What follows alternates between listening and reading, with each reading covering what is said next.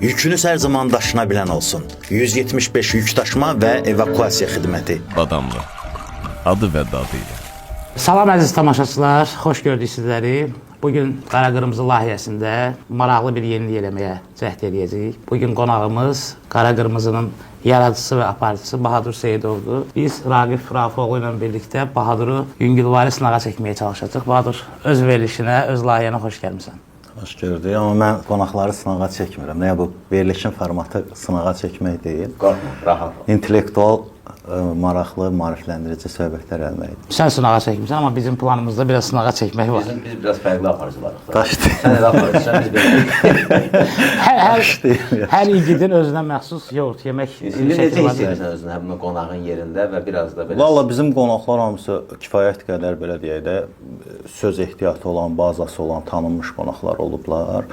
İnanmıram ki, onlar gəlib burada sıxılsınlar. Mən də sıxılmıram, çünki siz həm mənim yaxın dostlarımsınız, həm də ki, danışa biləcəyim sözlər var da. Yəni. Əksində səni ən yaxşı biz tanıyırıq. Biraz ola bilər də dərin mövzulara girək. Gəl qaydaq biraz gənclik dönəmlərimizə, bizim elə tanış olduğumuz dönəmlərə, 20 yaşlarımızın vaxtına. 20 il keçib də üstündən bizim tanışlığımızın. Nə dəyişib həyatında son 20 ildə? Qısa belə bir xronikaya nəzər salsam. Bizim tanıdığımız, məsələn, mən səni tanıyanda Gəncliyin Səsi Ədəbi Birliyinin almanaxı var idi, yəni Gəncliyin Səsi. Orada Bahadur Şirvanlı imzası ilə sənin şeirlərini oxumuşdum. Sonra biz bir meyxana məclisində tanış olduq. Sən onda Bahadur Şirvanlı idin. Sonra bir müddət sonra Bahadur Qobustan oldu gərək ki. Sonra Bahadur Hoca, indi qayıtmışsan. Bahadur Seyidov oldu. İndi Bahadur Seyidov. Ümumiyyətlə, bu dəyişikliklər, bu transformasiyalar həyatında necə baş verib, necə keçidlər eləmisən? Çox şey dəyişib mənim həyatımda. Mən Azərbaycanın ən, belə deyək də, yəni maddi cəhətdən geridə qalmış, yəni cəmaatın demirəm, cəmaatda kifayət qədər savadlı, intellektual cəmaatdır. Maddi cəhətdən, maddi və resurslar, iqtisadi resurslar cəhətdən ən geridə qalmış bir kəndindən gəlmiş bir adamam. 90-cı illərə düşüb uşaqlığım, atam, anam işsiz vəziyyətdə qalıblar 92-ci ildən. 2002-də də mən universitetə girmişəm. Həmin 10 il ərzində atam-anam işləməyib və elə universitet dövründə də onlar işləmirdilər. Mənim süd, qatıq, göyərti belə satıb bizi dolandırıblar. Yəni sıfırın sıfır deyirlər, sıfırın da altından çıxmış bir adamam və bugün 12 nəfərə əmək haqqı verən bir şirkət qurmuşam. Bakıda və Abşeronda hərəsində bir evim var, iş yerim var. Yaxşı dostlar qazanmışam sizin kimi. Yəni həyatımda çox şeylər dəyişib. Yəni o tələbəlikdə gördüyünüz adam, yəni mən orada demək olar ki, yəni heç nəyim yox idi də. Hətta Raqiflə biz bir otaqda qalırdıq. Fikirləşirdik ki, gələcəkdə biz bir-birimizə məktub yazırdıq. Məktubu şeylə yazırdıq da, qələmlə yazırdıq. Əllə yazırdıq. Hətta sonra internet klublar çıxdı. İnternet klublarda bir-birimizə gedib e-mail göndərirdik bokusazla. Hətta bir gün oturub onu danışmışıq ki, açansa biz böyüyəcəyik. Ən böyük arzumuz o idi ki, kompüterimiz olacaq, bir-birimizə öz şəxsi kompüterimizdən mesaj yazacağıq da, yəni.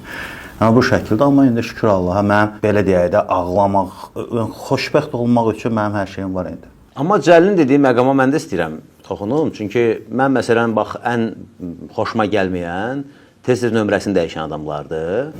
Bir də doğrudan da o ad biraz, yəni səni məsələn, mən Bahadur Qobustan kimi tanıyıram, tutaq ki, istəyirəm belə qalsın. Bahadur Seyidov olur, Bahadur Hoca olur. Yəni bu dəyişikliyi də... Dəyişikliyi deyim mən. Yəni məsələn, dünən mən elə belə Google-da yazdım Bahadur ki, görüm nə çıxır sənin haqqında da elə belə. Çünki istənilən bir adamı sən hazırlaşanda ki, ona bir sual verəcəm, söhbət edəcəm. Baxırsan ki, bu adam haqqında internet informasyası nədir? Məsələn, elə belə Bahadur yazdım, heç nə çıxmadı. Sonra Bahadur Seyidov yazdım. Orada başqa formada bir şey gəldi. Yəni səni biz cəmaət necə axtarsın? Çünki bu biraz elə bil sən sanki izini itirirsən, sanki özündən qaçırsan, sanki hələ özünü axtarırsan. Mən özümü axtardığım dönəmlər olub. Məsələn, tələbə vaxtı mən Bahadur Şirvanlı idim. Niyə görə? Çünki mən qəzəl yazırdım daha çox. Əruz vəznində. Sən daha çox mütaliə elədiyim Seyid Əzim Şirvani idi, Mirzə Ələkbər Sabir idi, Əli Nazimi idi. Yəni mən daha çox o üslubda, siz özünüz də bilirsiniz ki, qəzəllər yazırdım və Seyid Əzim Şirvani və yaxud da digər belə öz Şirvani təxəllüsü götürən şairlərdən bəhrələnib onu götürmüşdüm.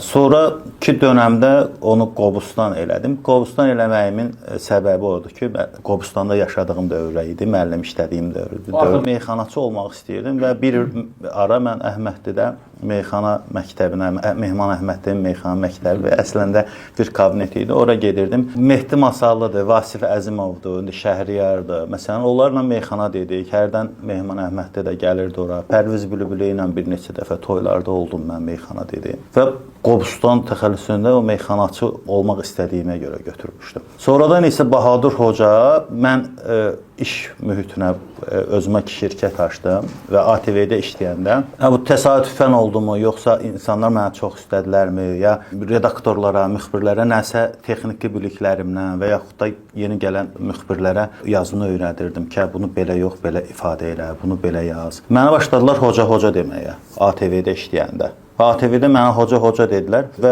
indi də D-mediada, yəni işçilərim də görürsünüz ki, mənə hoca deyə müraciət edirlər. Və mən elə onu hoca kimi təxəllüs götürdüm və indi də şeirlərimi Bahadur Hoca təxəllüsü ilə yazıram. Amma Facebookda mən o şeyi almaqdan ötürü, mavi tık almaqdan ötürü məcbur onu dəyişib Seyidov elədim. Çünki hoca yazdım, qəbul eləmədilər. Dedilər ki, familiyanı yaz. Dedilər dini təbliğat apararsan. 20 illik fəaliyyətinə parçalayır əslində sənin də. Yəni məsələn biz başlayandan məndə də dəyişiklik olur. Məndə də Cəlil Cavanşir, bir Yurtsevən də var idi. Yurtsevən var idi. Yurtsevən çox uzun idi, atdım onu.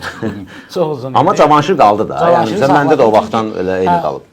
Məsələn, axtarış verəndə, məsələn, Raqib Rafifoğlu ya Cəlil Cavanşir axtarış verəndə bizim 2000-lərə gedib çıxan bir Google şeyi çıxır da, axtarış sistemində çıxır. Səndə biraz qarışıqdır. Bu əslində problemli məsələ deyil. İmza dəyişmək də olar. Düşünə bilərsən ki, bu artıq lazım deyil. Yeni bir mərhələ keçmə, amma bir şairin imzası stabil qalanda daha çox oxucunun yadında qalır. Bir də bir şey var da, yəni bu cəmiyyədə ümumiyyətlə yazan, pozan şair cəmiyyəsində Bahadur adlı yoxdur başqa. Yəni onun üçün mən o tərəfdən amma sadəcə Bahadur yazında heç nə çıxmır da. Yəni onu deyim sənə ki, bir Hindistanlılar da çıxa bilər. Google-da işte onun üzərində. Təzə formatda tez-tez o şeylə qonaqları süni intellekdən təqdim edirik. Bu yaxşı ki eləmədik, çünki ola bilsin ki, çatışmalar. ChatGPT məni tanıyır. Məsələn, başqa telefonlarda da yoxlamışam. Məni əsasən tanıyırlar bu dəqiqənin içərisində. Məni şair yazıcı kimi tanımırlar çox adam. Məni daha çox video bloger kimi tanıyırlar. Çünki 1 milyon 10 min abunəm var və ay ərzində 4 milyon baxışım var. Bu deməkdir ki, Azərbaycanda hər kəsin qabağına gündə, ayda bir dəfə çıxıram. Yəni, ona gələcək, 1 milyona gələcək. Bəs yazıcı şair deyirsən, yəni haqqını verirsənmi? Məsələn, o yazıcı şair sözündə. Yəni, çünki sən axır vaxtlar heç nə yazmırsan. İkiniz də bilirsiniz ki, mən şeirin texnikasını bilirəm. Mən qəzəl də yaza bilirəm, meyxana da deyə bilirəm, qoşma, gəraylı, təcnis, hamısını yaza bilirəm də. Yəni, mənim o şeirin texnikası baxımından, məsələn, tutaq ki, Səməd Vurğunun Ceyran şeiri də, bu texniki şeirdir də. Düzdür, Səməd Vurğun onu... Yəni, şeirin texnikasını bilən adamın yazdığı bir şeirdir də. Yəni, Ceyranın doğrudan da gözəlliyinə valeh olub yazmayıb da. Yəni, buna... Ola da bilər, çünki Səməd Vurğun yaxşı ovçu olub. Ola bilər, ovçu olub. Amma məsələn, tutaq ki, mən 20 dənə heyvan adı götürüm, Bostana aslan zadına belə götürüm, yazacağım da. Yəni, siz də onu bilirsiniz ki... O şairlik deyil də, Bahadır. O texniki nəzm yazmaqdır. Bugün Azərbaycan Yazıçılar Birliyinin üzvü olan və eyni zamanda elə SSR dövründə də Azərbaycan Yazıçılar Birliyinin üzvü olan nə qədər şair, yazıçı var ki, hamısı plan doldurmaq üçün yazıblar. Bugün məsələn bizim metrimiz o deyil. Biz sənə o baxış bucağından baxmırıq. Gənclik illərində gözəl şeylər yazdığın üzərindən sual veririk. Bilirəm də, məsələn... Sən şeir yaza bilərsən yəni, amma yazmırsan. Raqifin sualı odur ki, niyə görə yazmırsan? Məsələn, mən deyirəm ki, yazmaq məsələsinə qalsa ki, oturum sırf şeir yazım, hər günə ikisini yazaram. Yazdım. Bu çox rahatdır mənim üçün. Yəni, çünki o şeirin texniki tərəfini bilirəm. Amma şeir doğulmur son dövrlərdə məndə. Son doğulan şeirlərim olub, nə gözəl gülümsüyürsən, qızıma yazdığım şeirdir. O da çoxdur artıq. 7 il, 6-7 il var artıq. 6-7 il ki, saçını yolsun ağaclar, məsələn, mən baxırdım Fələstində uşaqları qırırdılar, Suriyada belə falan, belə oradan bir təsirlənib yazdığım bir şeydir. Sözünü kəsirəm. Yəni şeir yazmaq xətrinə yazmıram. Raqib də onu soruşur. Əslində mən də onu soruşuram ki, niyə şeir doğulmur səndə? Yəni bu səni narahat eləmir. Məsələn, mən də uzun müddət yazmıram, bir ilə yaxındır, olardı ki, yazmam. Raqib məsələn həftədə bir dəfə, ayda bir deyir, ayda bir olur. Yəni səndə o İlham pərisi deyək, dırnaq arası, o təb yoxdur da son vaxtlar. Yəni bunu soruşuruq. Niyə yazmırsan? Yəni sırf özümü ora kökləməmişəm ona görə. Narahat eləmir o səni. Çünki özün bilirsən ki, istedad elə şeydir ki, mən məsələn narahat oluram. Mən bir ay keçəndə doğrudan narahat oluram ki, yəqin artıq nəsə baş verdi məndə. İstedadımı itirməyə başlayıram. Hə, yəni də yəni. Bu mənim məsələn mən narahat oluram. Əslində məsələn mənim indi 140-a yaxın şeirim var ümumi indiyə qədər yazdığım və 2 kitab çıxar, amma mən onu fikirləşirəm ki, Əliyib məsələn 100 şeir saxlayıb bir kitab çıxartdıracağam bu il. Gələ o yubileyində çıxar. yazardı bu sən. Amma o yenə də köhnə şeylər olacaq da. Köhnə və yeni yazdığım da var. Məsələn, keçən il yazdığım bir dəvə şeiri var. Məsələn, keçən il 3 şeirim var. Məsələn, ildə 3 şeir yazdım. Yəni narahat deyilsən bundan da. Düşünürsən ki, normal. Yox, narahatam. Narahatam, amma mən çox məşğulam həm də. Çox məşğul oluram. Axşam da yorğun gedib onu çatdıra bilmirəm və gəlməliyəm, iclas eləməliyəm, işə getməliyəm. Və mən gedim şeir yazım, hanıma dur gəl yanıma. Məsələn, İlhamın maaşını verməyim. Deyim ki, var ki sən bunu məsələn şeir elə şeydir ki, sən yolda da onu həll edə bilərsən. Yəni də sənin beynindədir. Sən onu yolda, nə bilim, hansısa bir o aralıqda bir 10-15 dəqiqəlik bir özünə aid olan vaxtda həll edə bilərsən. İdeyalar gəlir və onları qaralama kimi nota yazıram və nə vaxtsa yəqin ki, onların üzərində. Yaxşı, dedin, meyxananı dedin. Sən meyxananı da mən baxdım ki, ara-sıra rastıma çıxdı. Yəni sən özün də meyxananı sonra ara-sıra çox tez-tez və çox pis tənqid eləmisən. Sərt. Narkotikanın təbliğatıdır və s. Amma özün də o mühitdən çıxdığına baxmayaraq biz bilirik ki, sənin heç narkotikanın ilə də əlaqən olmuyor. Bu aydın məsələdir. Amma belə çıxır ki, sən ora kəşfiyyata girmişdin ki, görün bunlar nə edir, yoxsa necə? Yox. Bizim dövrümdə yox, mən ən saf meyxanaçı olub. Ən təmiz. Bizim dövrümüzdə ANS-in De Gəlsin layihəsi var idi. Biz hamımız ora baxdıq, yəqin elə siz də. Biz Aydın Xırdalanlı idi, nə bilim, o bursu idi, bu bursu idi. Biz onun efir tərəfini görürdük. Biz De Gəlsindən qabaq mən də məsələn böyüdüyüm mühitdə onları görürdüm. Sən görmüsən, mən görməmişəm. Mən meyxanaçıların məsələn gedib nəşə çəkdiklərini görməmişəm və yaxud da vor aləminə olan simpatiyasını görməmişəm. Efirdə bizə nə verir? Ya da fərqində olmamısan. Hə, məsələn, vətəndən meyxana deyirdilər, məktəbdən deyirdilər, son zəngdən deyirdilər. Məsələn, mən ilk baxdığım o Elşən Xəzərlə Akşin Fatihin idi ya hansı idi? Hə, Əkbər Yasamal, çıxart görək necədir Sancı. Ləzzət eləmişdi mənə. Və məndə də o Sabiri, nə bilim, Seyid Əzim Şirvani, Məhəmməd Füzuli daha çox Nəsimini mütaliə elədiyim üçün mən üçün asan idi o. Mən görürdüm ki, çıxart görək necədir sonuncu zəngin səsi. Bunu mən də deyə bilirəm. Baxırdım ki, mən də deyə bilirəm. Yəni bu gün də elə düşünürsən ki, meyxana narkotikanı təbliğ edir. Və bir ara elə oldu. Bir ara həqiqətən polislər üzərinə düşdü. Daxili İşlər Nazirliyi müəyyən qədər apardı bunları, şəkillərini çəkdilər, elədilər, qadağalar qoydular. İndi biraz yığışıblar özlərinə. Amma yenə də Bayili çıxıb orada Nupaqadi no deyir. Nə bilim, o birisi çıxıb, nə bilim. O var ya Bahadır, amma misal üçün sən Namiq Qaraçuxuruya deyə bilmərsən axı bu söz. Namiq Qaraçuxuru onların arasında yeganə adam oldu ki, özünü qoruya bildi. Hə, deməli bu nümunə var da. Pərviz Bülbülə bu gün ən bərk gedən belə deyək də meyxanaçılardır. Meyxanaçılardan biridir də. Yəni toy qiyməti baxımından deyək də Pərviz Bülbülənin o nənə baba zarafatları, o nə bilim ağzına gələn şəkildə dediyi o sarsaq meyxanalar kim dana bilər ki? Yəni açıb YouTube-u 10 il qabağa baxsan, yəni mən o mühitdə olmaq istəmədim. Mən o mühitə gəldim, çıxdım. Mən məsələn gəlib Əhmədlidə o meyxana məktəbi kabinetdə oturanda artıq görəndə ki, qıraqda nəsə eşillər, doldururlar. Onu görmüsən? Mən görmüşəm, yanında çəkiblər də, eliblər də. Mən dedim ki, yox qardaş, mən bura bataqlıqdır və buradan çıxmalıyam. Sən niyə meyxananın underground tərəfini qəbul eləmək istəmirsən ki? Dünyanın hər yerində bu cür sənədləri vardır. Məsələn, repin də təxminən yaranması, inkişafı da eyni yoldur da. Yəni bu normal deyil, bütün dünyada var. Yəni mən repi də qəbul eləmirəm. Yəni əgər məsələn rep deyəndə ki, Hüseyn Dəryanın keyf elə şeyini sevirdim, amma məsələn Hüseyn Dəryanın narkotik istifadəçiliyi mən sevə bilməzdim axı və yaxud da gedib Hüseyn Dəryəyə qoşulmaq. Şəxsi məsələ deyilmi? Yəni o mühit məsələsi var. Mühit məsələsi çox önəmlidir. Sən o mühitdə olsan, istər-istəməz əvvəl axır. Sən də mən məsələn 35 yaşıma qədər, 33 yaşıma qədər araq içməmişdim. Amma elə bir mühit o formalaşdı ki, bir də gördüm ki, mən də oturub araq içirəm. Yəni demək ki, bunun meyxana sənəti ilə və yaxud rep sənətinə əlaqəsi yoxdur da.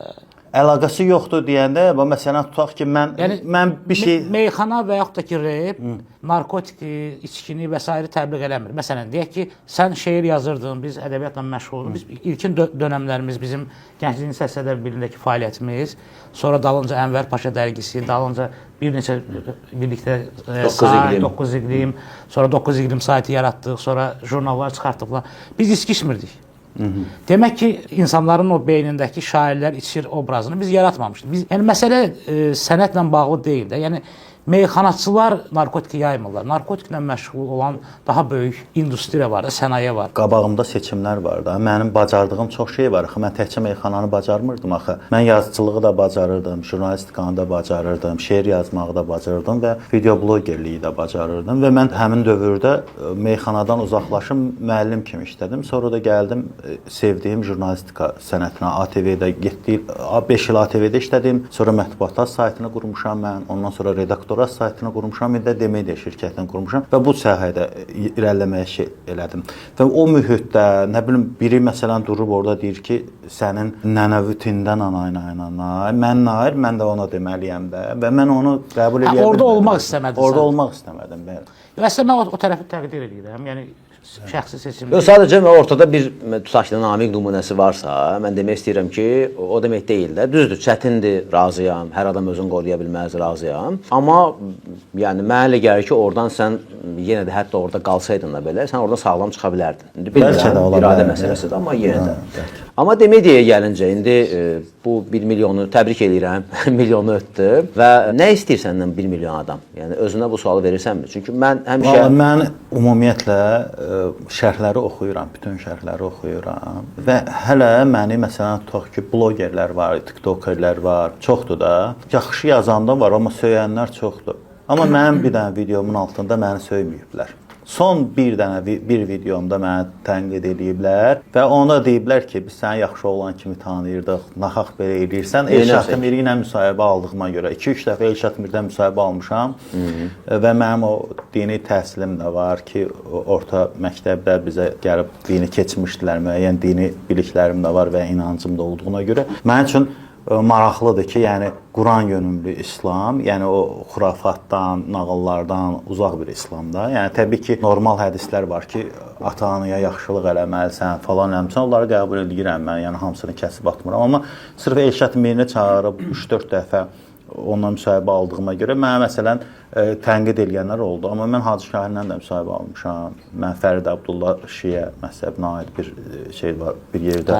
Yəni dinin bu qədər həssas mövzu olduğunu bilə-bilə gedirsən üzərinə. Yox, mən qonaqlar çağırıram. Yəni mən öz fikrimi deyə bilmərəm. Mən çünki sən təzəlikcə də bir şey yazdın, sonra onu sildin ki, bəs silirəm ona görə ki, yox, bir hədisi olduğu kimi paylaşmışdım. Aydındır, amma Elşad Miri mövqeyidir biraz o da. Ya bilirsən, biz də sən demişkən də bu sahənin mənə məsələn kimsə gəlib bu gün bir dil mövzusunu açanda deyirəm qardaş, mən onun dibinə demiş adamam da bilirəm. Sən demişkən mən Quranı ərəbcədən də oxuya bilirəm, o sən dediyin hədisləri də bilirəm və s. amma mən bunu həmişə öz şəxsi zonamda saxlamağa çalışıram. Çünki aydın məsələdir ki, mən nəyisə deyəndə kimin sənəsə xoşuna gəlməyə bilər. Çünki mövzu dindir, aydın məsələdir. Və mən çalışıram ki, mən çalışıram bu mövzuya girməyim ümumiyyətlə. Çünki insanların şəxsi inancı var da. Amma görürəm ki, məsələn sən ara-sıra bunu eləyirsən və sonra da özün də o təpkini alırsan. Yəni məsələ o deyil ki, sən haqlısan yoxsa haqsızsan. Dediyim kimi də mən o qədər olub ki, gündəm, aləm deyib bir-birinə, baxıram belə.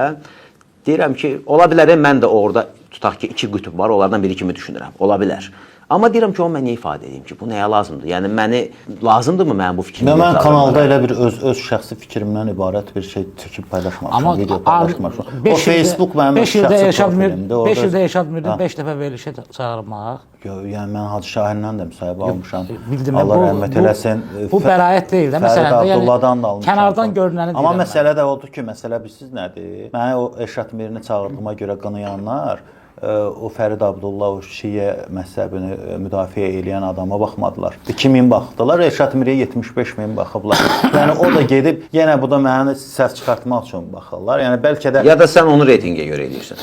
Əlbəttə ki, sən layihə hazırlayırsansa, mən niyə görə məsələn tutaq ki, bir akademik falan kəsi çağıranda 2000 baxılır. Amma məsələn tutaq ki, mən Elməddin Cəfərov indi Elməddini aşağılamaq üçün demirəm. Sadəcə olaraq komediya janrında şeylədiyim yaxşı bir insandır. Çağıranda məsələn tutaq ki, TikTokda hissələrinin hər bir hissəsinə 500-600 min baxılır. Və mənim də qazancım buradan çıxırsa, və publika da budursa, bazar da budursa, mən nə etməliyəm? Mən qəhrəmanlıq eləməliyəm. ASTV-yə dövlət sosial reklamlar üçün ildə 1 milyon pul ayırır, 2 milyon pul ayırır. Mənə də heç nə eləmir. Məndən də heç kimin tələbi ola bilməz ki, sən elə o tam maarifləndirici verilişlər apar. Ümumiyyətlə heç reytinqə işləmə.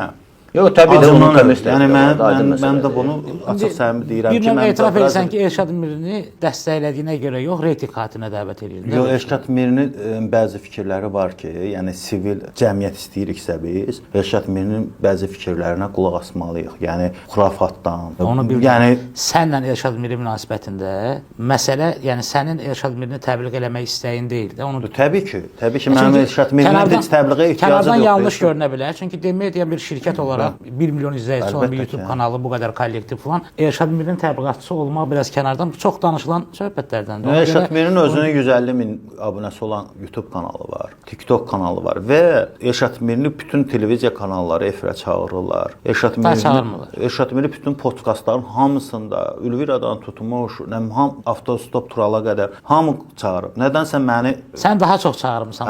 Yəni bir neçə dəfə çağırdın. Yəni mən 4 dəfə mən çağırmışam 2020-ci ildən bura, amma bir dəfə də bərabər müsahibə eləmişik. o birlər hərəsi. Elşad maraqlı personadır. Əlbəttə. Belə deyək ki, həm söhbət kimi də maraqlıdır falan, amma kənardan görünən və danışılan söhbətlərin üzərindən bu sualı verim. Təbii ki, mən bilirəm ki, sən Elşad Mirinin təbliğatçısı deyilsən falan, amma qoy tamaşaçılar da bilsinlər və rahat olsunlar. O söyləyənlər də bilsinlər ki, burada məqsəd Elşadın ideyalarını, Elşad Mirinin düşüncəsini müdafiə etmək yox, polemikaya açıq sahə olduğuna görə vəziyyəti dəyərləndirib biraz deyək ki, fürsətdən istifadə eləməkdir. Yəni burada Elşad Miri təbliğatı getmir. O cür şəkildə deməzdim, mən haqsızlıq olar. Yəni mən sırf özümü sudan çıxmış ağ qaşıq kimi şeylə göstərmək istəmirəm. Biraz razı. Yox, mən məsələn Elşad Mirinin bir çox fikirləri ilə razıyam həm də. Yəni o da var. Yəni mən onu təbliğ eləməyə çağırmamışam. Yox, amma yəni mən təbliğat tərəfindəyəm. Razılaşıb razılaşmamaq.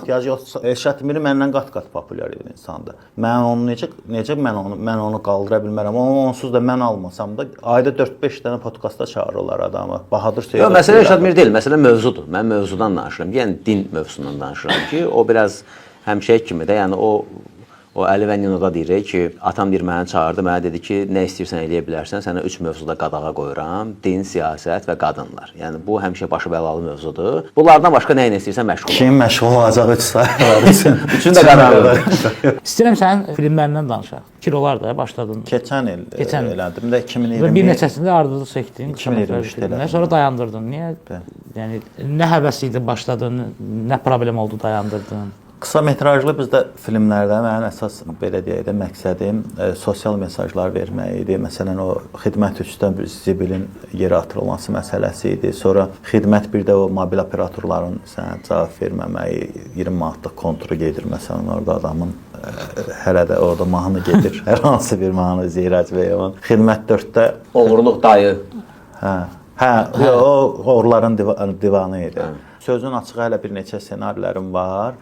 Bu belə şeydir ki, yəni bu da şeir kimidir. Yəni bu da elə bir təblə bağlı bir şeydir. Bir də biraz da bunun maliyyə tərəfi çoxdur. Məsələn, bir qısa metrajlı filmin çəkilməyinə ən aşağısı 1500-2000 manat civarında bir məbləğ sərf eləyirəm mən. Həm bu daha professional çəkiliş qrupası dəvət edirəm ora, səs rejissorları, orada oynayan aktyorlar var. Və eyni zamanda nə bilim, onda avadanlıqlarım da yox idi. Avadanlıqları da biz kiraya götürürdük. Amma indi avadanlıqlarımız var da, yəni özümüz çəkə bilərik. Amma davam eləmək fikrim var. Çünki o yaxşı baxıldı. Hər biri 1 milyona yaxın izləndi. Yəni Facebook, Instagram, TikTok, YouTube-da ümumilikdə götürəndə hər seriyası 1 milyona yaxın izləndi və yaxşı da belə deyək də, yəni şərhlər gəldi. Yəni heç kim yazmadı ki, düşürük eləyirsiniz falan eləyirsiniz. Mən aktyorluq qabiliyyətimi, yəni özümə həmişə sorğulamışam. Mənim aktyorluq qabiliyyətim yoxdur orada. Amma sırf olaraq senari olaraq, yəqin ki, siz də razılaşarsınız. Sən əsas məqsədin mesaj verməkdir. Sosial mesaj olaraq performans göstərmək deyil. Amma bu gün bir ara onun da bir bumu oldu da, yəni hər kəs çalışması eləməyə. İndi məsələn bu gün podkast bumudur da, hamı podkast çəkir. O da bir dönəmdir. Yəni orada artıq yəqin ki, bir ələnmə olacaq və çünki nəyi eləyirsən biraz uğurlu görürsə, baxırsan ki, hamı onu eləməyə çalışır. Amma başa düşürsən ki, bu belə gedir. Altı moyka üstü sayxanalar dəbr edir. Sonra qısa filmlər, indi podkast. Yəni düz deyək, yaxşı virusdur, eybi yox. Tək ki, buna yoluxsunlar, nəinki gedib belə də pis nümunə götürməkdənsə, amma o da bir yerə kimi ələnəcək də. Çünki podkast məsələsində sən də mənim podkastımda iştirak eləmisən. 2020-ci ildə, 2019-cu ildə mən başlamışam və onda orada Azərbaycanda heç kim podkast eləmirdi. 7 qırmızı idi.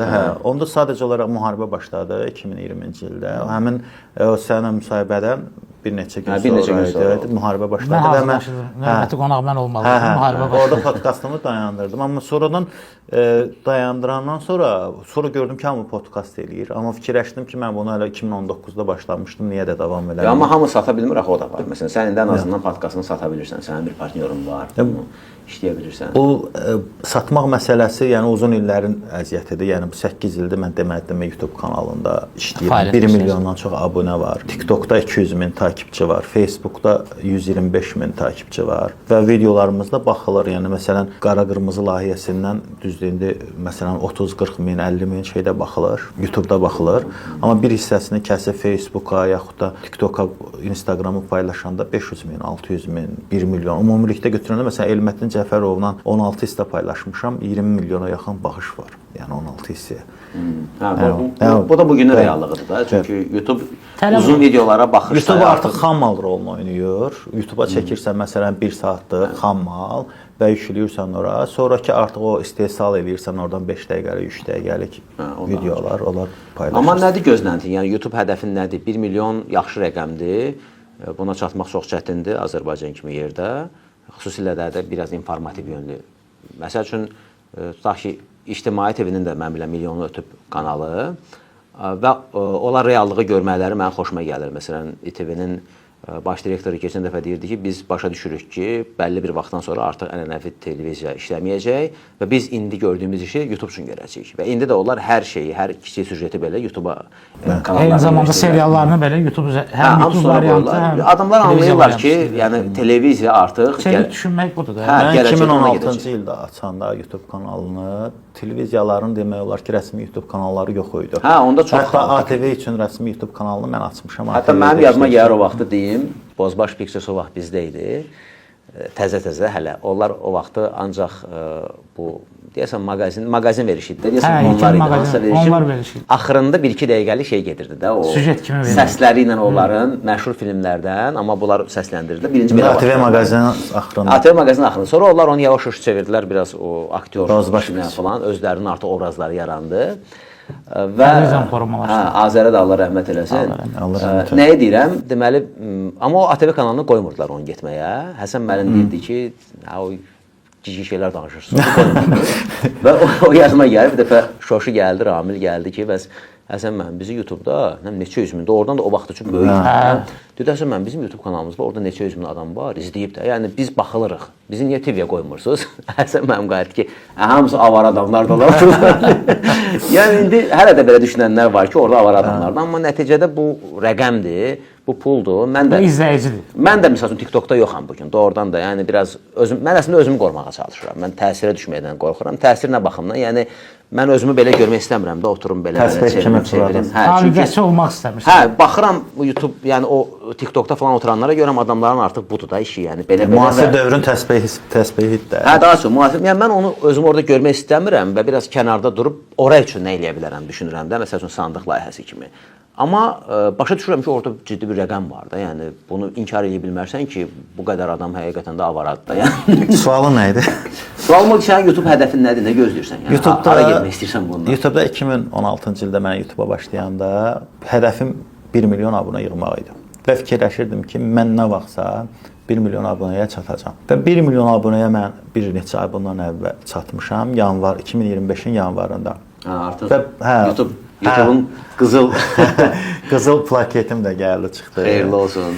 Rəsmi təsdiqlər. Qəribə bir şeydir ki, mən bu 9 il ərzində mən bu 1 milyona çatmaq üçün gecə-gündüz işləmişəm və heç vaxt həvəsdən düşməmişəm. Qəribə bir şey baş verdi. Mən bu 1 milyona çatdım. Mən bütün istəyim, arzum öldüm. Mən təxminən Adiləşdi. ay yarım ərzində heç bir şey eləmədim sözün açığı. Elədiyim şeyləri də məcburi elədim. Yəni ki, daha çox yatırdı. Hə, daha çox. Nə vaxt zəng edirdin, yatırdım. Yəni Müdriklik mərhələsi belə olur da deməli. Yəni saat 7-də işdən evə çatırdım. Saat 8-də yatıb o biri gün saat 11-də 12-də oyanırdım. Yəni indi daha hədəf qoymursan ki, daha pis olacaq. Elə bir ki, hədəfə çatdım, adiləşdi mənim üçün, amma sonra bir ara özümü sirkələdim və məlum oldu ki, yəni artıq məsuliyyət daha böyükdür. Yəni mən əvvəl Bermud uçucağının sirri adlı bir video eləyirdim, komplet teorisindən biri. Onu artıq eləmirəm. Və yaxud da əvvəlki videolarımın silmişəm. Məsələn, məndə 2500 video var idi. Silmişəm, 1700-ünü saxlamışam ki, əvvəlki videolara baxıram. 2016-cı ildə, 2017-ci ildə çəkdiyim, baxmıram ki, bunu reytinq eləmişəm, abunə qazanmaq üçün eləmişəm. Artıq baxıb ondan utanıram. Və bu gün məsələn tutaq ki, Baləlini mən çağırıb podkasta çağırıb cəmaata sırmağı özümə yaraşdırmıram. Yəni özümə danışdır, bəlkə də oradan da arxasında bir ciddi adam dayanıb, çağır danışdır da.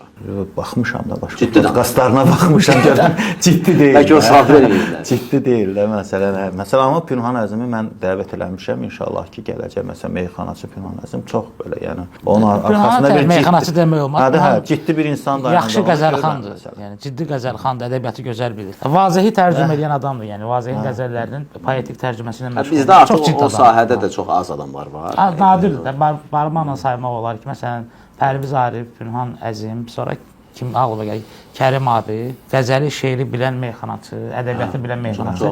Bir-iki nəfər də var, Cahangeş falan.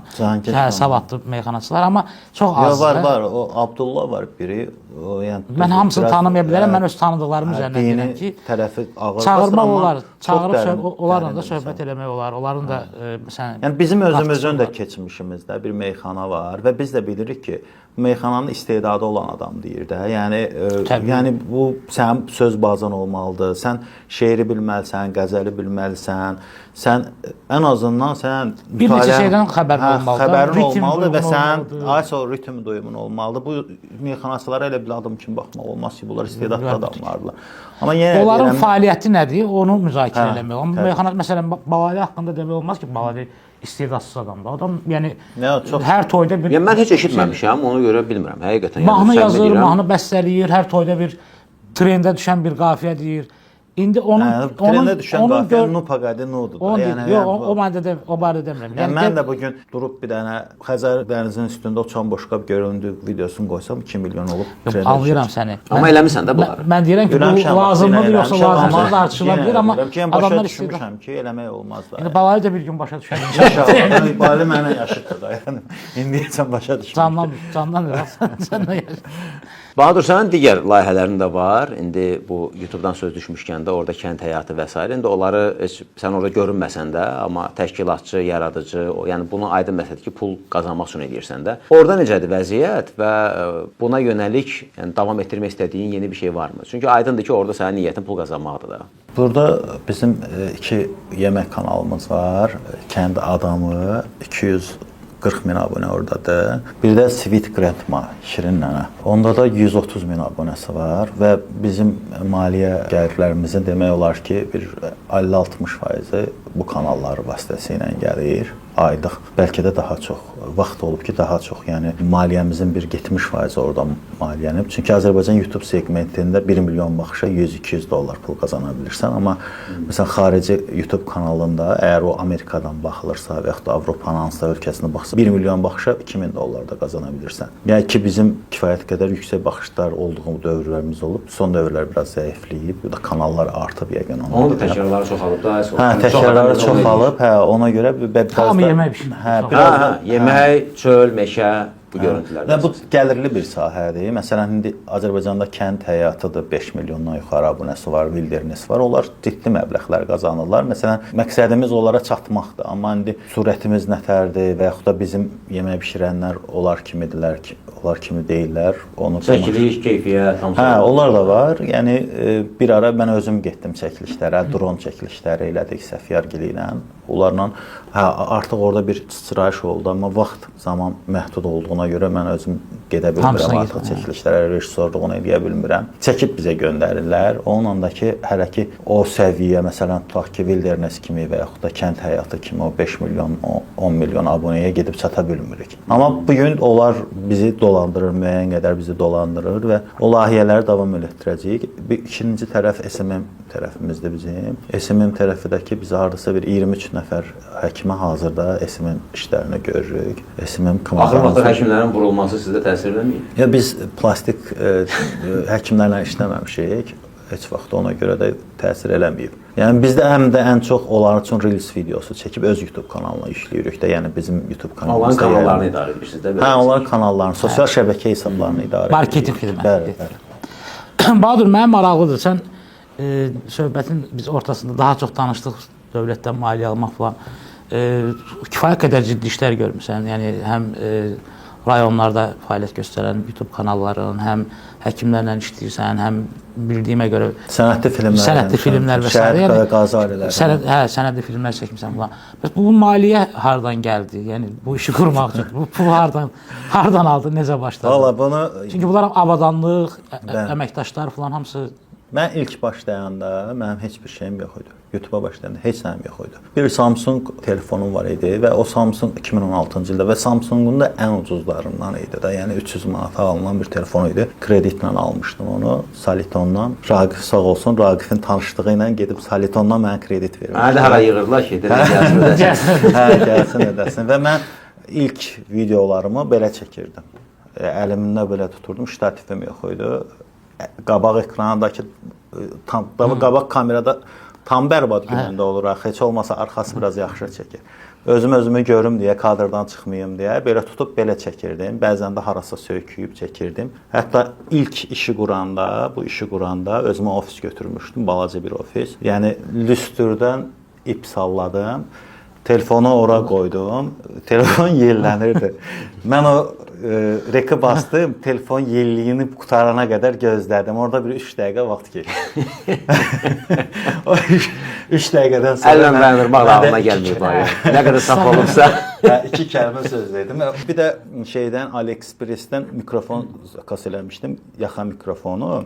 Telefondan çox aralı dura bilmirdim. 1 metrlik mikrofonu idi. Onu da biraz taxırdım, belə orada da biraz yığılırdı. Telefona girirdim, buradan maksimum buradan belə mənə götürürdü. Mən öyle çəkməyə başlamışam. Yəni ən minimum şeylərlə başlamışam. Məsələn YouTube-dan 700-800 manat qazanırdım. Onun 300-ünü, 400-ünü ofisə verirdim. Qalan 200-300 manatla da belə dolanırdım. Amma həmin ərəfədə mən veb-saytlarda yığırdım. Hansısa sifarişlə veb-sayt götürürdüm. WordPress-də yığırdım 500-600 manata, 700 manata və yaxud da nə bilim montajı bacarırdım. Kiminsə videosunu montaj eləyirdim və yaxud da nə bilim kiməsə tutaq ki, Premiere öyrədirdim, ondan bir 100 manat, 200 manat alırdım. Yəni belə. Sonradan da kanal böyüdükcə, yəni demə böyüdükcə reklam şeylər oldu. Məsələn, Azərson bir neçə markası mənə eyni anda məsələn sponsor gəldilər. Sonra badamlı suları mənə reklam olub. Kapital Bankın 2018-2019-cu ildə Bir Bank mobil tətbiqinin yaranan ilk gündən mən Bir Bank mobil tətbiqini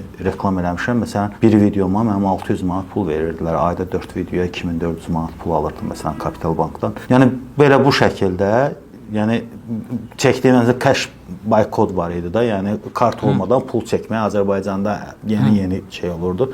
Bir bank mobil əlavəsində mən cash by kod nədir video çəkmişdim. 550 min baxılmışdı. Orada reklam şey var idi də, departamentin rəhbəri var idi. Dedi ki, biz bunu qoymaqdan ötürü 500 min adama çatdırmaqdan ötürü filan qədər pul xərcləməliydik. Amma sən bir dənə bunu verir. Facebookun özündə reklam qoymaqdan sonra. Hə, onu yəni onu 500 min baxıldırmaqdan ötürü orada 10-15 min dollar pul xərcləməlidirlər də. Ki o qədər şey baxsın.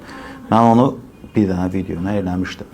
Və o dövrdə də məndən başqa bloger, youtuber falan çox az idi. Yəni şəxsi fəaliyyət göstərən televiziya kanallarının var idi, amma şəxsi fəaliyyət göstərən blogerlər az idi və ona görə mən sonradan bu yemək kanallarından sonra yavaş-yavaş da biz texnika məsələsinə gələndə 1000 manatlıq, yenə 1200 manatlıq Canon 70D ilə, 750D ilə. Canon 750D 1000 manata idi. Onu da Solitondan kreditə götürüb məsələn elə başlamışam.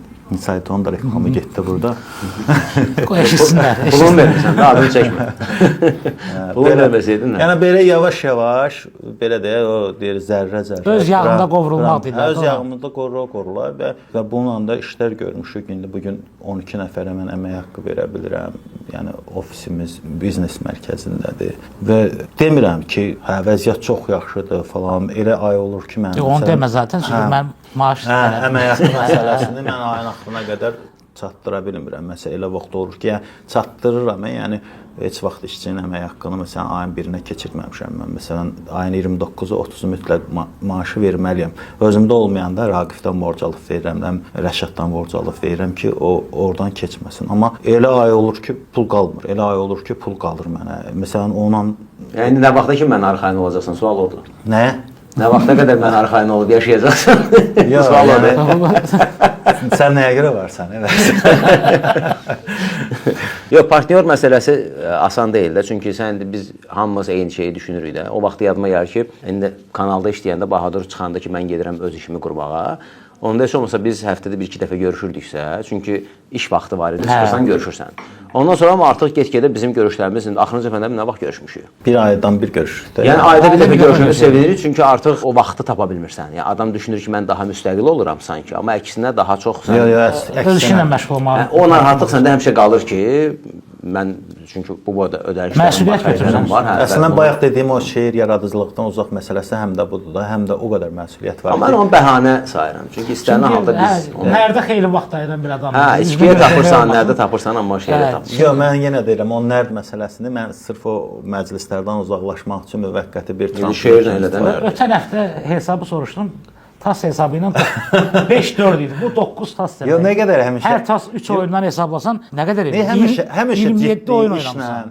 yaradıcılıqla İki şeir yazarım. olmaz axı. Biraz da Bir də həmin vaxtı ayır mütaliəyə, yazıya. Yox, yəni şeirə. məsələn, mənim bir sosial həyatım da olmalıdır. Mən bir əylənməliyəm. Nədən sosial həyat var? İndi ondan zövq alıram. Nə oxuyursan Bahadır? Şahmat heç biriniz bilmirsiniz, uduzursunuz. Şahmat mən oynayıram. Gəlib oynamırsınız mənə. Yox, məsələn mənim şahmat rutinim belədir ki, tutaq ki də oturdum bir dənə kofe içirəm, 15-20 dəqiqə vaxtım var. Mən həmin orada ərəfədə onlayn oynayırsan. Açıram onlayn oynayıram, qabağıma kim çıxdı da. Yəni mən onu Adamla mən dincəlirəm. oynamağın zövqü başqadır axı. Adamla Dincəlirəm. oynamaq. Sən adamla taxtaya toxunmaqla o Yox, mən artıq onu eləyə bilmirəm. Çünki real oyunda mən artıq onu Sescom kimi düşünməyə başlayıram. Artıq mən ona ora adaptasiya olmusan. artıq mənim yəni fiqurlar haqqında düşüncəm telefon üzərindəndir, realda deyil. Artıq amma əvvəl o mənə daha çətin gəlirdi. Yəni demək istəyirəm ki, o 10 dəqiqə, 15 dəqiqə, hətta olur ki, mən şeiri də oynaya yazıram. Məsələn, ağlımda şeir var, bunu tamamlamalıyam, amma yəni də vaxt lazım. Bunu şey eləmək olar belə dank ki şeydir, oyun yazıram.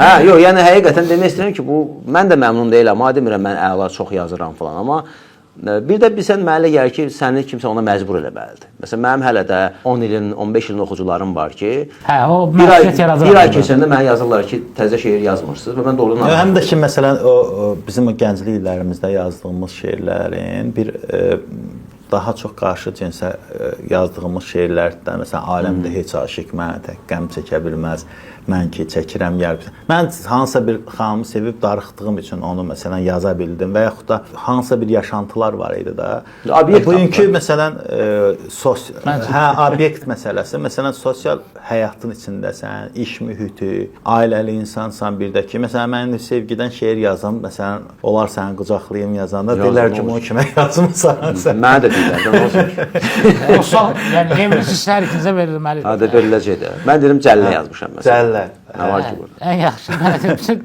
Cəllə yazmışam deyəndə dedilər ki, sən canı çoxsa bir düzənməli adama yaz. Onda artıq deyirəm bax özün dedin ha. Təknik gəldi. Hə də deyirəm yəni nə istəyirsən? Sən cəllə yazım. Onda deyir ki, yox, cəllə yazma. Artıq çıxıram vəziyyətdən. Görsən variant tapa bilərsən. Sən Daha pis ssenari qoyursan qabaqlarda deyirlər yaxşı. Məsələn, indi son böyle bir kitab üzərində işləyirəm. Yəni ki, bu il çıxacaq. onu soruşacağam. Azərbaycan Dekabrda sən mənə zəng Hə, eləmişdin. hazır Nə bir kitab. mövzusudur? Bir kitab yazmışam. Azərbaycan sayağı motivasiyadır adı kitabın. Çünki biz həmişə öyrəndiyimiz düşün və zəngin ol, varlı ata, kasıb ata falan, nə bilim, ümumi oxuduğumuz bestseller motivasiya kitabları Azərbaycan üçün deyil də. Yəni Amerika, Avropa ölkələri, inkişaf etmiş ölkələr üçündür ki, sən Bill Gates məsələn tutaq ki, qarajda hansı Steve Jobs falan qarajda bir yer açdılar, sonra getdilər nə bilim dünyanın ən zəngin Niyə bizdə elə şey olmur? Niyə olmur ki bizdə? Bizdə ola bilər. Bizdə məsələn Rəşad Ustanı götürmək olar ki, məsələn düzdür milyonçu deyil, amma müəyyən uğurlu qazanıb da, yəni balaca bir amma sırf oradan açmaq da deyil. Yəni bizdəki məsələlər tamamilə fərqlidir. Yəni kitabı oxuyanda görəcəksiniz. Azərbaycan sayağı motivasiya verirəm. Mən yenə də insanlara demirəm ki, gedin yatın, burdan heç nə olmayacaq, xarici ölkəyə köçün. Mən bunların hamısının əleyhinəyəm o kitabında.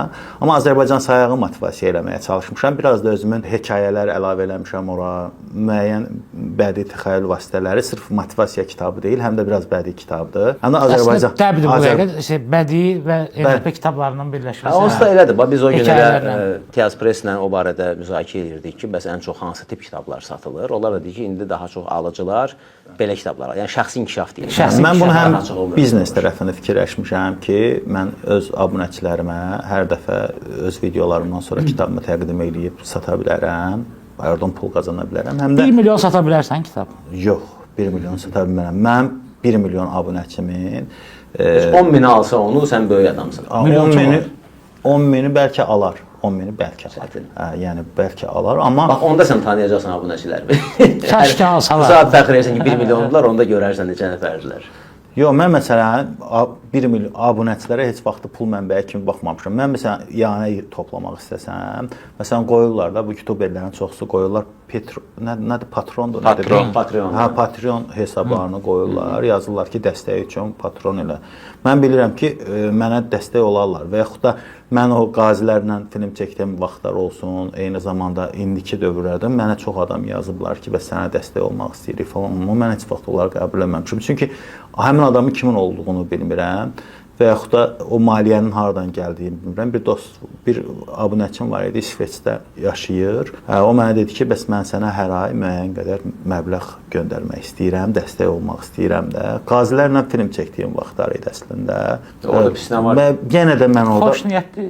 ola bilər ki, onun yəni bir 90% inanıram ki, mən o niyyəti xoş idi, amma yenə də içmə bir qurd düşdü ki, bu hər hansı bir mənə ələ almaq və yaxud da hər hansı bir məsələn mən ömrümdə heç vaxt hansısa bir təşkilatın, hansısa bir dini cəryanın, hansısa bir nə bilim siyasi qüvvənin vassalı olmaq istəməmişəm. Qulluqçusu olmaq istəməmişəm və ona görə həmişə o məbləğlərdən İmtina etmişəm. Yox, burada abunəçinin dəstəyi o artıq Abunəçi dəstəyi ola bilər. Yəni amma bu adam mənə konkret olaraq ciddi bir məbləğ təklif eləyir. Sən bir dəfə dedin ki, kanallarından birini Amerikadan almaq istəyirdilər. Hə, nə oldu ona? bu adamın adı yadımdan çıxıb müxalifətçi. Bir qabil var, bir də o Tural Sadıqlı. Tural Sadıqlı. Tural Sadıqlıdır. Almaniya. Bəli, Tural Sadıqlı, yəni özü baxırsa da buradan indi ki, mənim kanalım 500 min abunə olanda mənə yazdı ki, kanalı satırsanmı?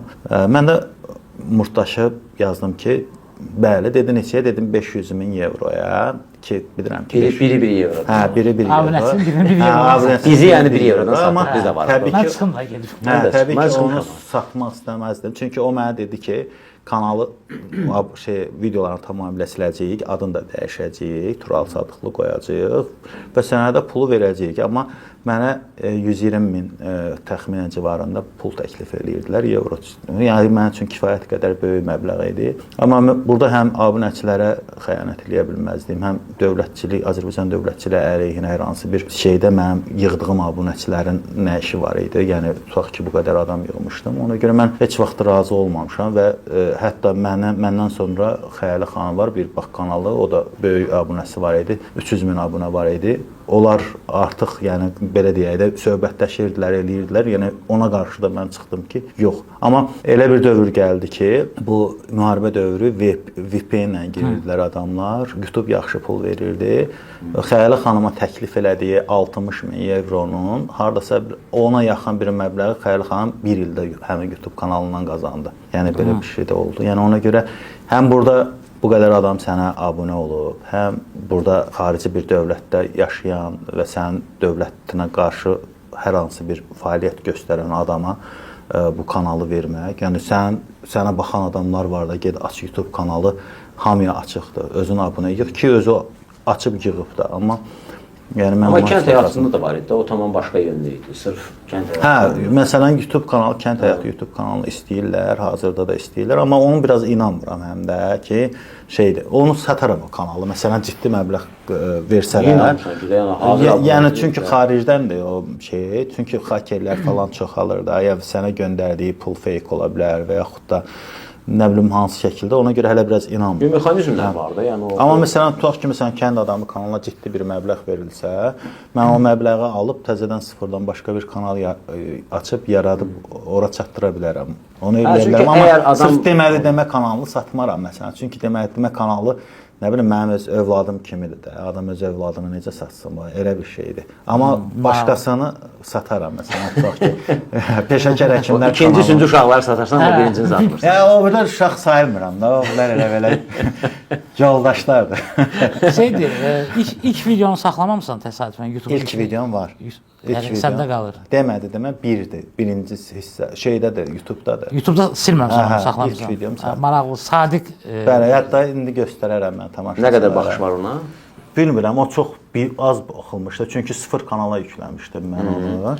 Çünki adətən sonradan qoşulan məsələndə qayıdırlar və videolara baxa bilir. Elə videolar var ki, bizdə də məsələn avto yönlüdür. Bir də görürsən ki, heç nə bilim 5 il əvvəl çəkdiyim bir videodur.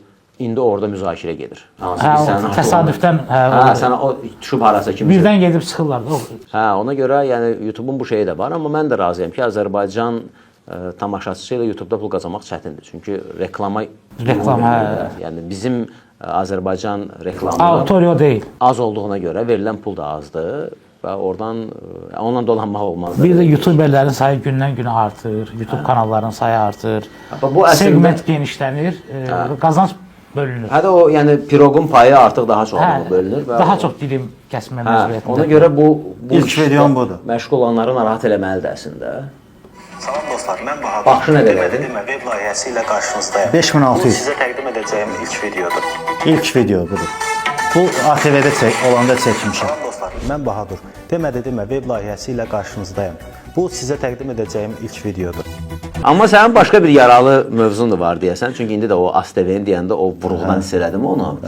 Bizim yəni məsələn mən özüm də sənin kimi də bu mövzunu biz o vaxtı yəni biz öz işimizi quraq, öz işimizi görək deyəndə birinci özümüzə bu söz vermişdik ki, biz heç kimdən heç nə gözləməyəcəyik. Çünki biz həm də onu bilirik ki, o gözləntinin arxasında müəyyən tələblər olacaq. Şükür Allaha bu vaxta kimi də gəlib çıxmışıq. Amma ara sıra görürəm ki, sən şikayətlənirsən, yazırsan ki, misal üçün media falan qədər pul ayrıldı, mənə verilmədi. Nə bilim, falan kəsə verdilər, mənə vermədilər. Mən bu qədər iş görmüşəm, mənə vermədilər. Doğrudan mı gözləyirsən? Məsələn, mən şəxsən gözləmirəm və kimsə mənə deyəndə deyirəm ki, Allah eləməsin ki, eləsinlər. Bu həm də bir sosial ədalətsizliyə etirazdır. Mənim özümün o məbləğə ehtiyacım yoxdur. Məsələn, niyə görə?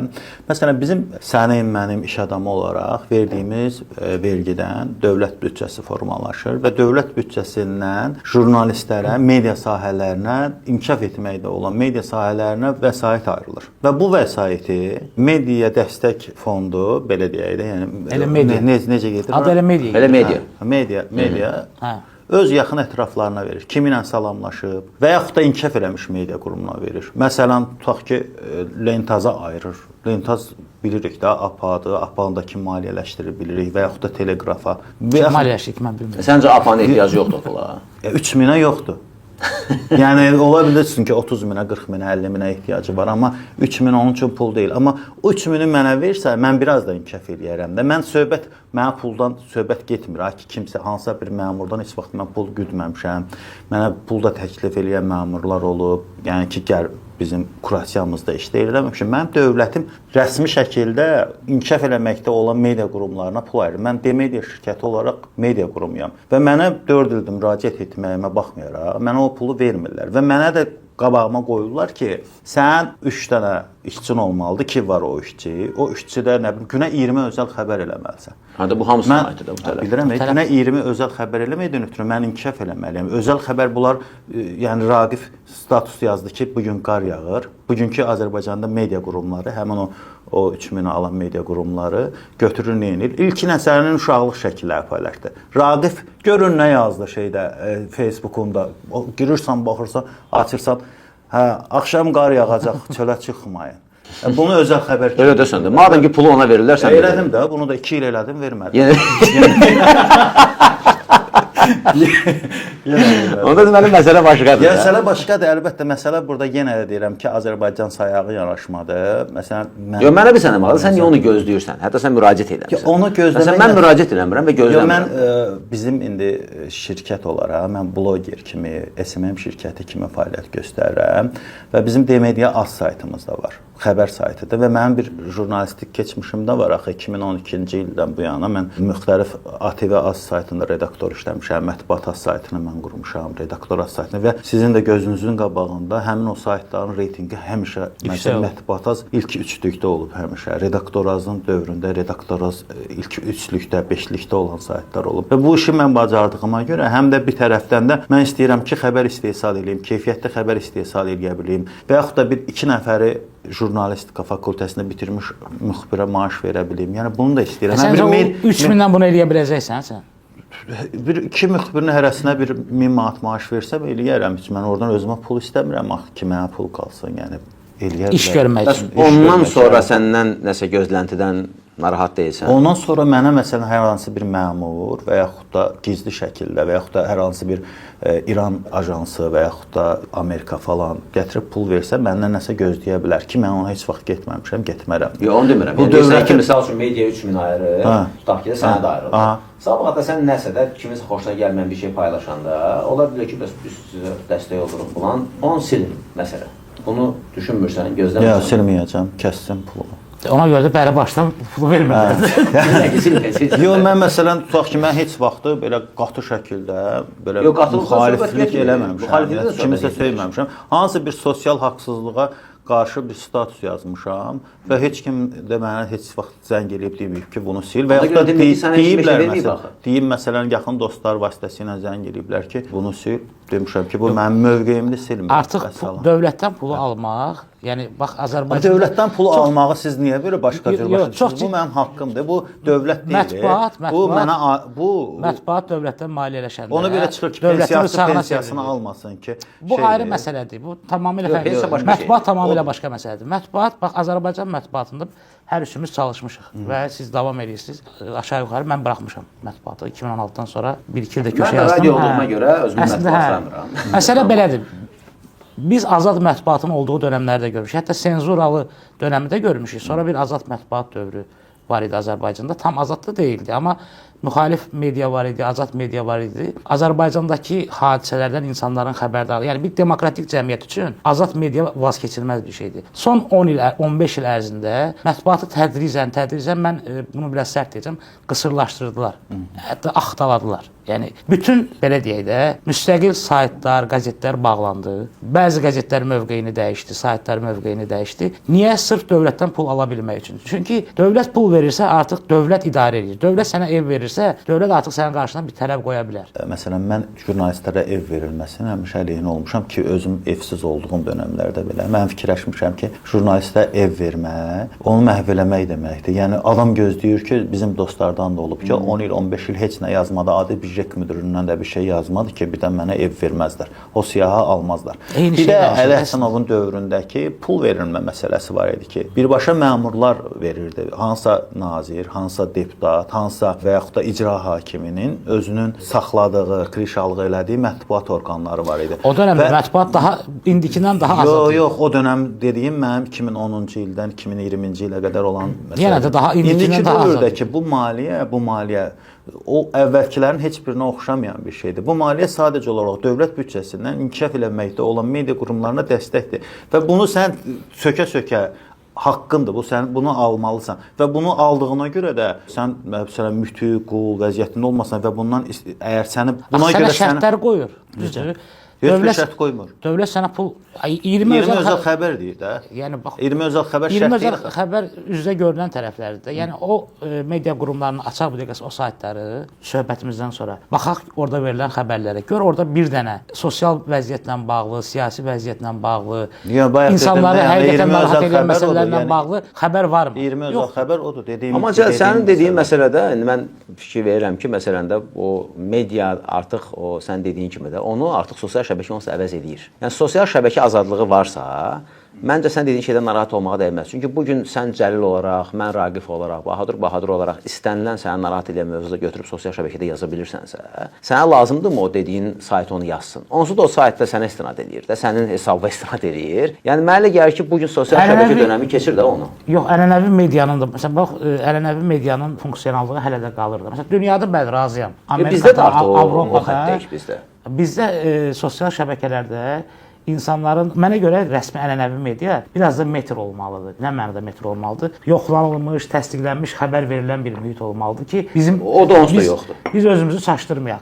Bunun olması vacibdir. Amma məsələn sosial şəbəkələrdə biri götürüb yazsa ki, Bahadur Seyidov bıçaqlandı. Bunun heç kəs təsdiqini axtarmayacaq, hamı şəklini paylaşıb başvər eləyəcək Bəli. və sonda da yalan bir informasiya yayılmış olacaq. Amma ənənəvi media bunu axtarır, araşdırır, dəqiq. Necə araşdırır ki, hər il neçə nəfər ölür, dirilir? Yox, mən şey deyirəm. Əslində olmalı olanı deyirəm. İndiki vəziyyət sosial mediadan fərqlənmir onsuz. Mən də onu deyirəm ki, yəni madam ki fərqlənmir. Mən deyirəm gözəl media olsun. Madam ki fərqlənmir, demokratik media belə olsun. düşünməyə məncə ehtiyac yoxdur ki, bəs media azad deyil. Zaten onsuz da sən sosial şəbəkədə, yəni ən böyük güc onsuz da ordadır və orada hər öz fikrini yazır.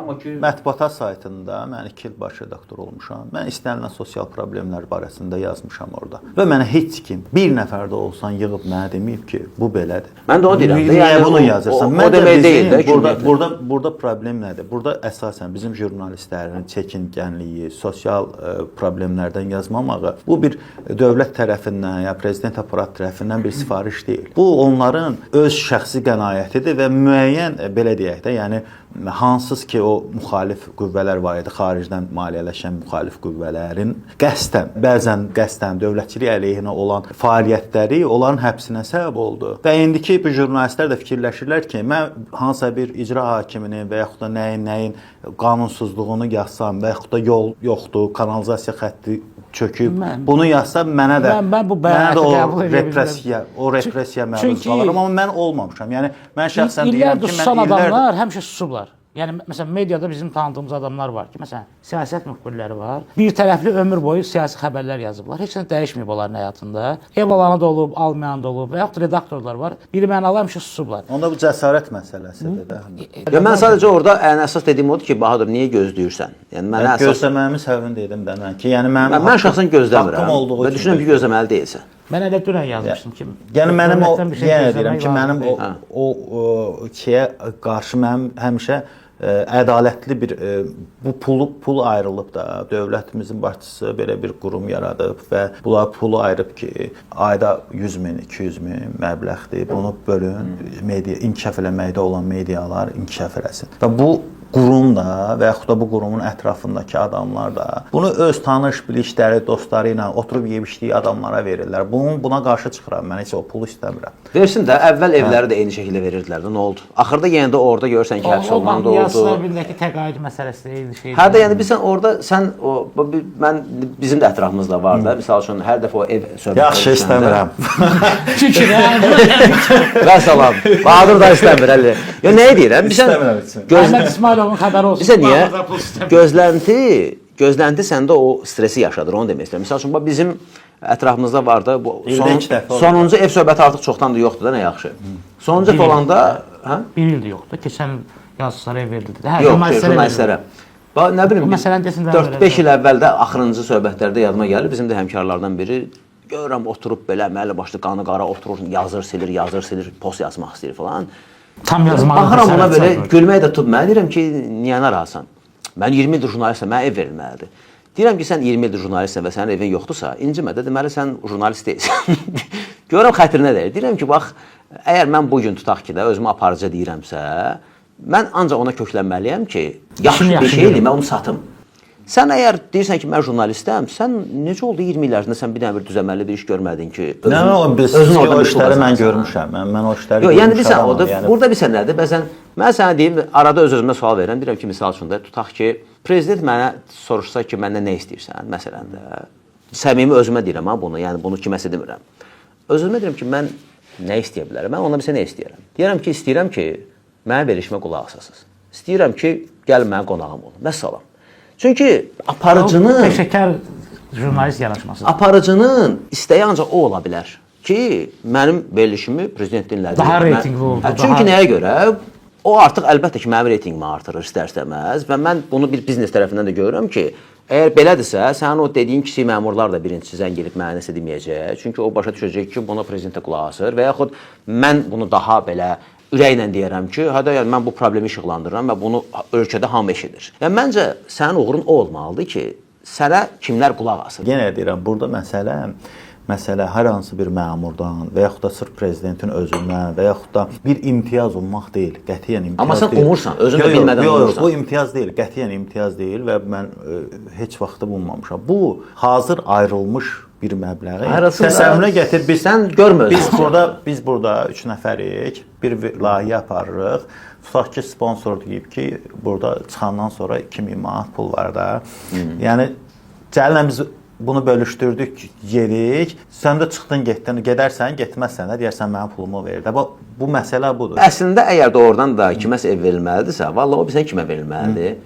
O yanğın söndürənlərə, ən təhlükəli işdə çalışanlara, o səhərlər 5-də durub küçəni süpürənlərə. Bəli. Vallahi yəni mən həqiqətən sən Sosial təminat o cür yəni olmalıdır. Sosial dövlət başa düşürəm, indi həmkarlarımızdır, onlar da sən dediyin kimi də yəni düşünürlər ki, hədə mənim olsa başqa gəlir yerim yoxdur filan. Amma biz həm danışırıq ki, mən istəyirəm müstəqil olum, mən istəyirəm özüm inkişaf edeyim, öz sözümü deyim, amma həm də deyirik ki, görəsən mənə kim nə verəcək? Olmur belə. Sən beynindən onu silməlisən. Sənə məbləğ verib sənin müstəqilliyini əlindən almaq təklif olunur. Elə şey yoxdur ki, yəni bunu veririk sənə, amma sənin müstəqilliyin əlindən alınacaq ha. Sən bu çərçivədə çıxmasan. Hansı kişi saxladığı qadına deyir ki, get kimdən istəyirsən gəl, amma sənə mən pulu verəcəm. Yenə də bunu şəxsləşdirirsiniz. O da şəxsləşdirir. Məsələni şəxsləşdirirsiniz ki, hansısa bir şəxs verir bizə bunu. Yox, şəxs deyil, bu dövlət büdcəsindən ayrı. Fərq eləməz. İstənilən halda, yəni sən özünüz bir siyahıda görmək istəyirsən. Onu hərbiçiyə verir götürəndə.